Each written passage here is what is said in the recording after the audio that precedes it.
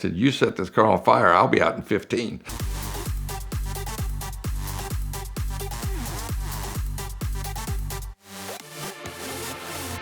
I go to bringatrailer.com, just for curiosity, and I see this A sedan Pontiac Firebird 1LE. Well, I do a little record checking. Pontiac made 4 of them. They were to run the Firehawk series or the Player series in Canada.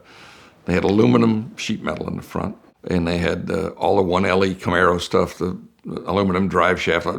They were a factory race car, but it had been converted to an A sedan car with a full roll cage, and it had a pretty good record, and it had the logbooks and everything. So I buy it for $15,000, just like it looked, with big Sunoco across the front, all that. And a friend of mine, Bill Bryan in Orlando, had a 303 Dart motor that dropped right in it, and it Ted Wentz built engine. We sent it up to him to freshen up, and it put out 575 horsepower, which is about 200 horsepower in that car ever had in it. So we call Hoosier up, said, we're planning to run this car in the Daytona Historic 24-hour. What's the tire rated for on that car? And he said, 185, put 42 pounds of air in it.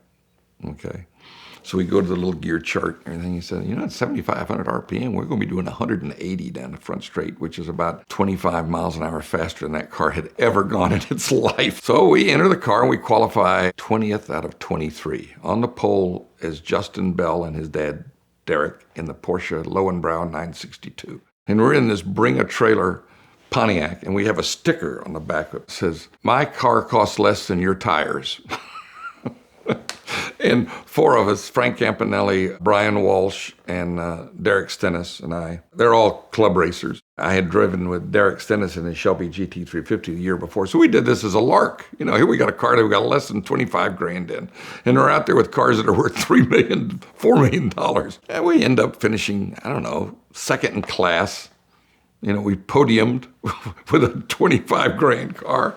I don't know what I'm going to do with it now. It's just a good, cheap race car. The nice thing about it really had a substantial roll cage. It was well built. My biggest problem now at my age is crawling through the window NASCAR style. It's a little difficult. The arthritis gets you. But once you're in, it's all right. It was funny because at Tech, some guy, inspector, looked at me and says, Mr. Warner, we got a rule. You got to get out of that car within 30 seconds in case of a fire. I said, you set this car on fire, I'll be out in 15.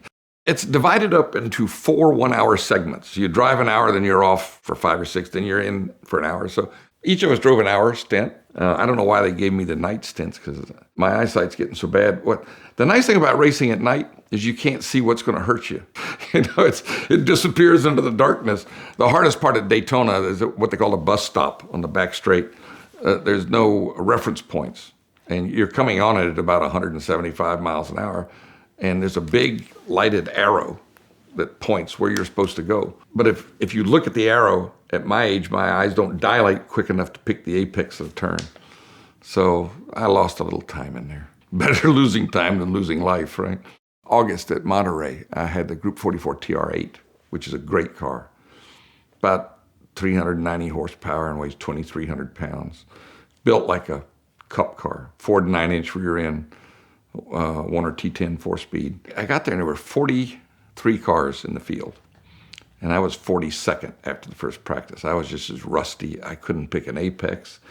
I couldn't keep my foot in it. I just did not feel comfortable. And then the second practice session, I got up to like 28th, 27th, somewhere there, mid-pack. And we had Porsche 935s and all the trick 1,000 horsepower cars. So I felt all right. So in the race, Brian Redman, multi-world champion endurance driver, was driving the factory BMW 3-liter CSL. And I caught him at turn 5 and passed him inside 5 and led him for about 5 laps. And I made a rookie mistake at the corkscrew where you go down the hill. I looked in the mirror to see where he was, and he was alongside of me. So he got back by me. And that evening I was with Tommy Kendall. And I remember Tommy's comment, though. Brian called me and said, who was driving your car today? I said, me. He says, well, either I was slow or you were fast. I said, well, you can determine that. And then Tommy Kendall says, well, there was a backhanded compliment, wasn't it? I said, yeah. So I got this shot that someone made of 2 shots, one through turn 5 when I just got by him, and one coming down the corkscrew with the BMW 3-liter CSL and a 935 behind me, which never got past. The TR8 is, when that car came out, I said, that's the ugliest race car I've ever seen. And then I ended up owning it. I said it was like if a guy married an unattractive girl who could cook good. I hate to say it that way, but that's the way that car is. It's not real pretty. Some people think it is, but it's really quick and easy to drive. It's like everything Group 44 did. They're so well set up and so well engineered that bad drivers and average drivers can look pretty good.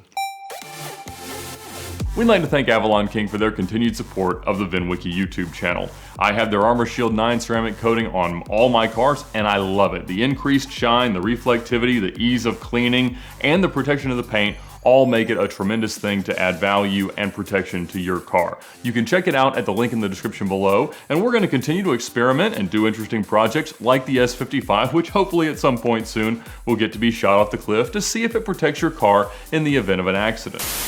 Oh, that's cute, Ed. I'm over here at Gina's Garage with AvalonKing building a V12 supercar from scratch.